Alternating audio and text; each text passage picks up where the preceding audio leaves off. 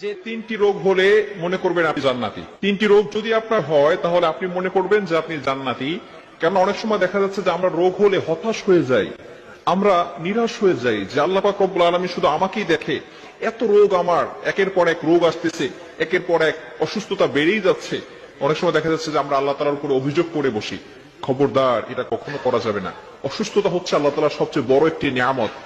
অসুস্থতা মানে হচ্ছে যে পৃথিবীর ভিতরে কোটি কোটি মানুষ আছে, তারপরে আল্লাহ পাক রব্বুল আলামিন আপনাকে অসুস্থতা দিয়েছেন, মানে আপনার দিকে আল্লাহ তাআলা ফোকাস করেছেন। সুবহানাল্লাহ। অবশ্যই আপনাকে স্মরণ রাখতে হবে যে অসুস্থতা বিপদ মানে হচ্ছে আল্লাহ পাক রব্বুল আলামিন আপনাকে খুশি হয়ে দিচ্ছেন। কিন্তু অনেক সময় বান্দা এটাকে খুশি মনে নেয় না, বান্দা আল্লাহর প্রতি নারাজ হয়ে যান, বান্দা আল্লাহর প্রতি অসন্তুষ্ট হয়ে যায়, অভিযোগ করতে থাকে। এজন্য তিনটি রোগ যদি আপনার হয়, কনফার্ম আপনি আল্লাহ পাক রব্বুল আলামিন আপনাকে জান্নাত দান করে দিবেন, যদি আপনার ভিতরে ঈমান পরিপূর্ণ থাকে এবং আপনি ঈমানের উপর অটল অবিচল থাকেন। নাম্বার 1, এক নাম্বার হচ্ছে ঠান্ডা জ্বর। অনেক সময় আমাদের ঠান্ডা জ্বর হয় না? হ্যাঁ, ঠান্ডা জ্বর যদি হয় তাহলে মনে করবেন যে আল্লাহ পাক রব্বুল আলামিন আপনার জন্য জান্নাতের ব্যবস্থা করে দিয়েছেন। এই জ্বর হলে আল্লাহ পাক রব্বুল আলামিন মানুষের পিছনের যে গুনাহগুলো আছে সেই গুনাহগুলো মাফ করে দেয়, বলেন সুবহানাল্লাহ।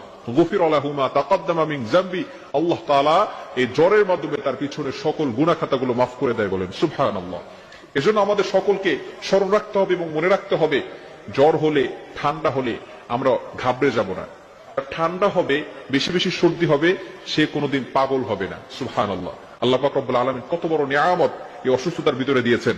এজন্য এক নম্বরে যাদের ঠান্ডা জ্বর, সর্দি জ্বর যাদের হবে, আল্লাহ পাক রব্বুল আলামিন তাদের জন্য জান্নাতের ব্যবস্থা করে দিবেন, তাদের জন্য জান্নাতের পথ সহজ করে দিবেন, অর্থাৎ এই অসুস্থতার মাধ্যমে আল্লাহ তাআলা তার পিছনের গুনাহকে মাফ করিয়ে দিবেন। দ্বিতীয় নাম্বার যেটা, সেটা হচ্ছে চুলকানি বা অ্যালার্জি। আমাদের অনেকের চুলকানি আছে, অ্যালার্জি আছে।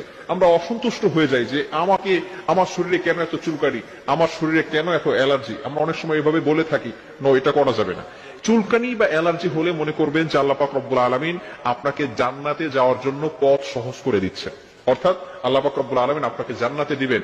যাদের চুলকানি বা অ্যালার্জি হয়, বর্তমান চিকিৎসা বিজ্ঞান বলছে যাদের অ্যালার্জি আছে অথবা চুলকানি আছে তাদের কখনো কুষ্ঠ রোগ হবে না। সুবহানাল্লাহ। শুধু তাই না, তাদের কখনো শ্বেত রোগ হবে না। সুবহানাল্লাহ।